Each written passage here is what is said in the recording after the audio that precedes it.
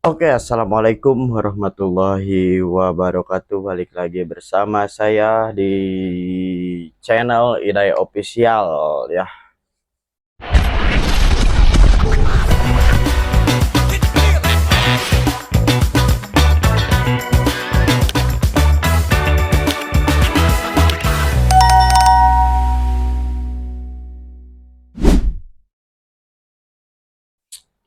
Oke, jadi saya akan membahas seputar pertandingan Persib menghadapi Persibaya yang baru saja dilakoni di Stadion Gelora Bung Tomo ya, dengan hasil imbang 2-2 ya. Ini mungkin luar biasa, perjuangan yang luar biasa dari pemain.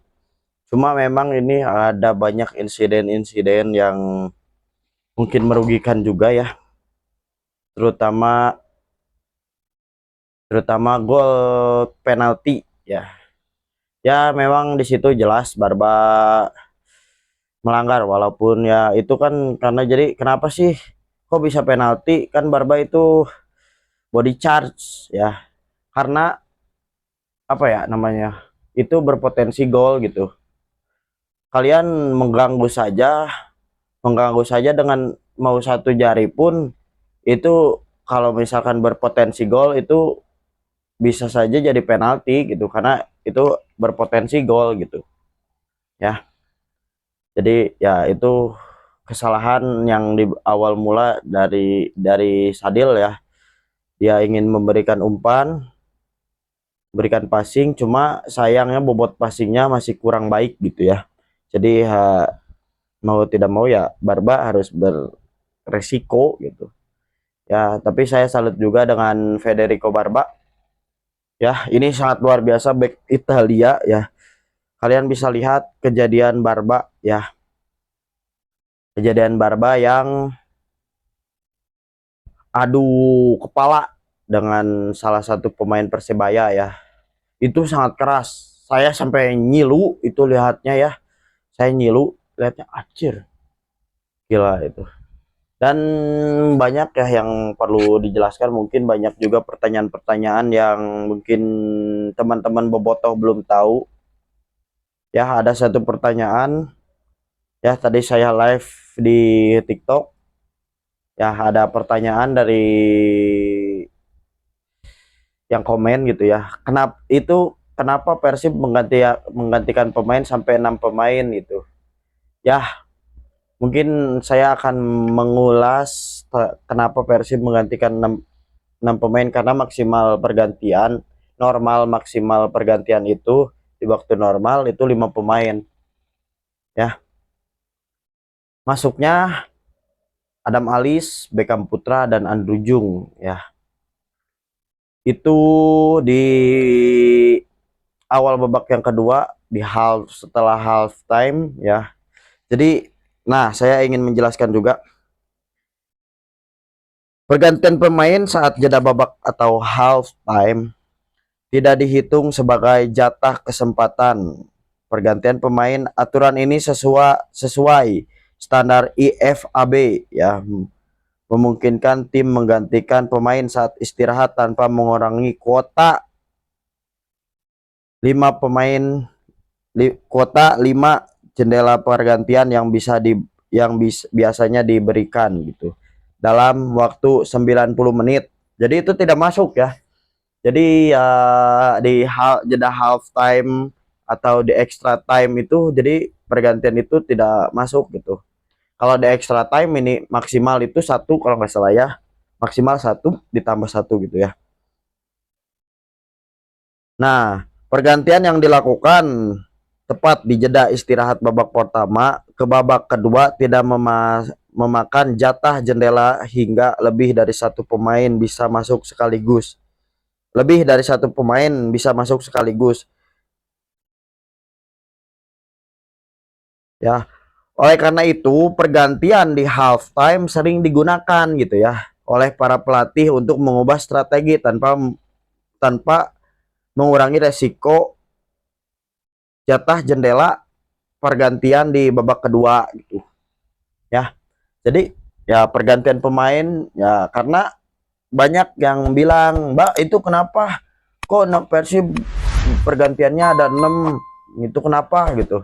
Karena ini, karena IFAB yang standarnya seperti itu gitu ya, di jeda di saat half time itu atau di break ya, itu boleh bergantian pemain dan tidak memakan kuota jatah pergantian lainnya yang standarnya gitu. Karena di BRI Super League ini dikasih jatah itu maksimal 5 pemain ya. Itu Persib melakukan 6 pergantian karena jadi mungkin di half time itu tadi Persib menggantikan Adam Alis, Beckham Putra dan juga Andrew Jung gitu ya. Dan selanjutnya di pergantian di babak yang kedua itu ada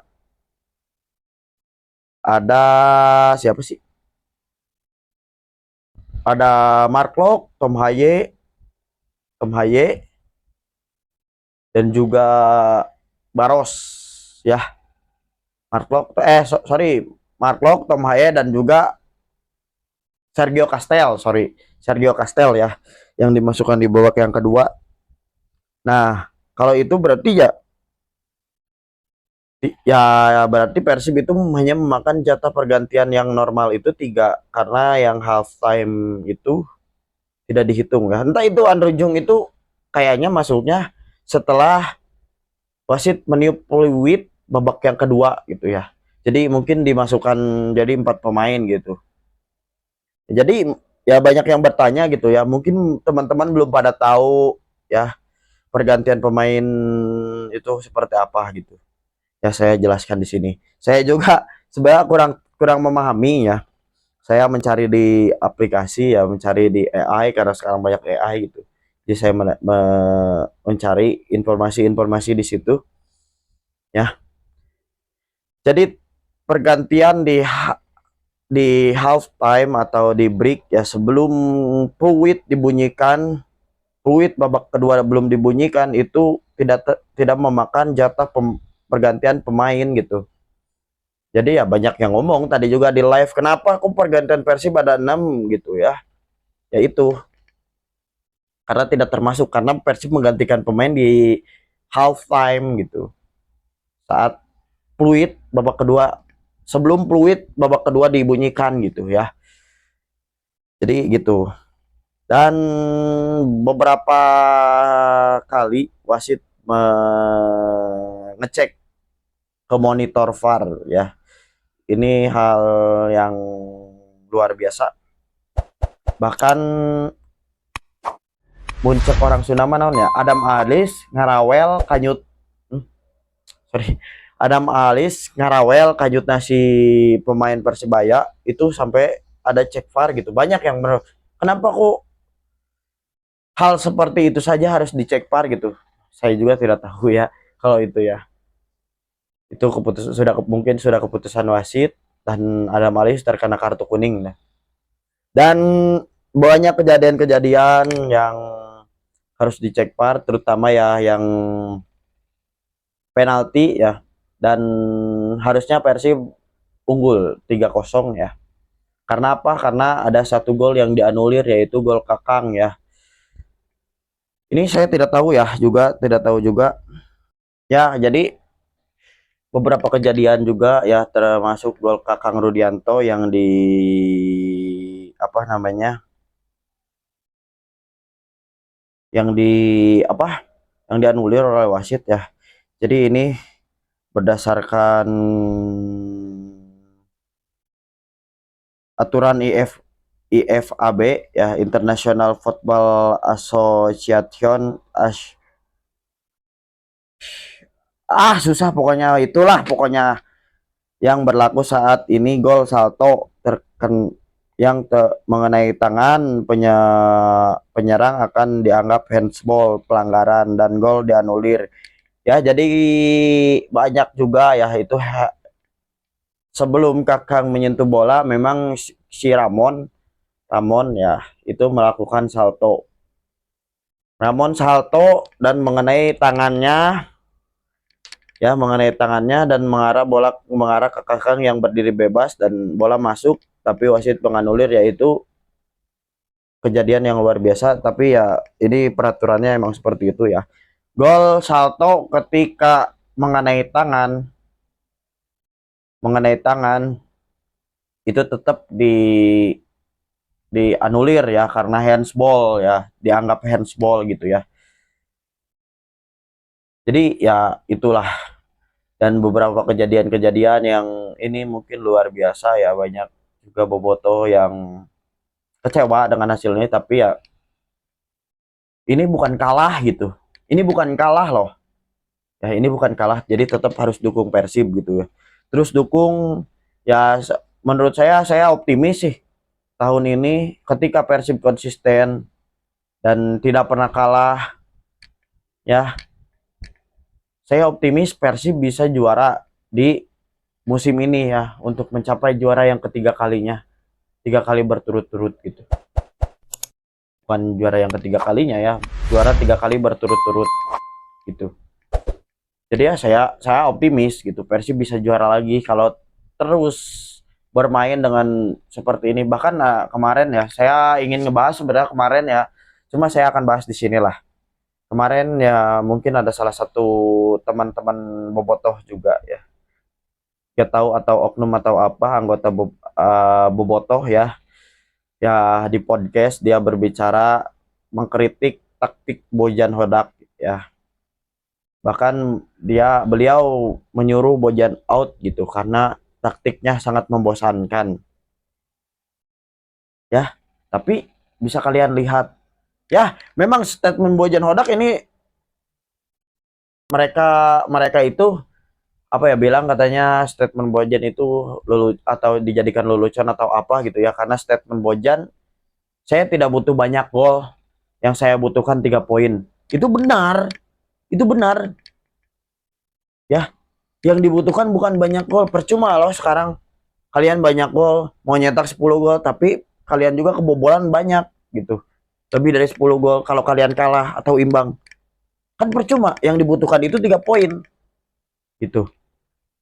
Bukan masalah gol, gol itu mau satu mau dua mau berapapun itu, yang penting bisa menang gitu, bisa dapat 3 poin gitu. Yang penting itu bukan masalah gol ya.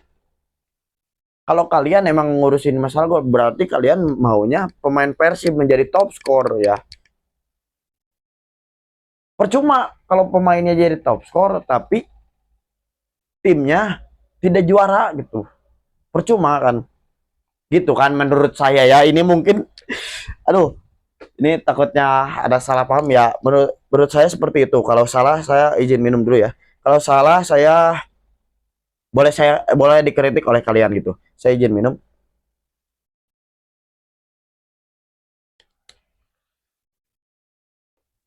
Duh, ya. Jadi seperti itulah. Banyak kejadian-kejadian. Ya, ini perjuangan yang luar biasa bagi tim Persib Bandung, karena Persib berangkat itu hari Sabtu. Hari Minggu deh, hari Minggu Persib berangkat kemarin ya. Kemarin siang Persib berangkat dan malam langsung melakukan official training di Stadion Gelora Bung Tomo. Dan ya,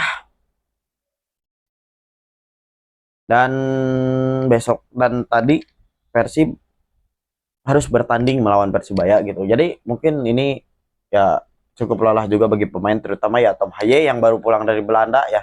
Dan juga selamat buat Tom Haye, the professor, atas kelahiran anaknya ya.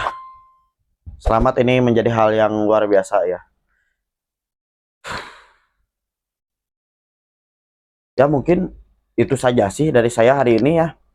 Kita akan ngebahas lagi pertandingan, dan Persib akan menghadapi Persik Kediri di laga home berikutnya pada hari Senin nanti. Dan setelah itu Persib akan melakoni laga terakhir di bulan Ramadan menghadapi Borneo ya, laga tunda menghadapi Borneo tanggal 15 di kandang Borneo gitu ya. Jadi terima kasih buat teman-teman, terus support Persib, terus dukung Persib apapun keadaannya, kita harus terus dukung Persib gitu. Mau segimanapun taktiknya, mau seperti apapun, asalkan Persib dapat 3 poin itu tidak apa-apa, tidak jadi masalah. Yang penting itu 3 poin, bukan masalah gol atau masalah apa gitu. Bahkan kan kemarin setelah ada statement seperti itu karena taktik Bojan membosankan karena jarang mencetak setelah mencetak gol itu dia lebih sering bertahan. Bahkan kemarin Persib menunjukkan 5-0 loh lawan Madura. Saya juga di luar Nurul itu. Saya bahkan memprediksi itu hanya 2-0 gitu ya. 2-0 lah. Tapi ini sangat luar biasa sampai 5 gol, bahkan Ramon Tanke atau si El Olad Aled ya. Dia berhasil mencetak brace. Ini luar biasa ya. Jadi ya kalian bisa mengkritik apapun asal jangan sampai kelebihan gitu ya. Terlalu berlebihan gitu. Ya, mungkin begitu saja dari saya. Ya, buat teman-teman yang suka nonton video saya, dan jangan lupa subscribe channel saya, dan jangan lupa komen di kolom komentar dan juga share sebanyak-banyaknya ke teman kalian agar berita ini bermanfaat. Dan ya, saya tetap respect sama Federico Barba, luar biasa ya. Back asal Italia ini sangat luar biasa, dia bermain luar biasa ya. Barba walaupun beradu kepala itu, kalau pemain biasa ya itu mungkin sudah diganti, cuma Barba dia masih bisa bermain hingga peluit akhir dibunyikan gitu ya. Ini luar biasa, respect Federico Barba ya, luar biasa ya. Ya, mungkin buat teman-teman yang suka konten saya, jangan lupa like, comment, and subscribe ya. Mungkin begitu aja dari saya. Salam satu biru. Wassalamualaikum warahmatullahi wabarakatuh.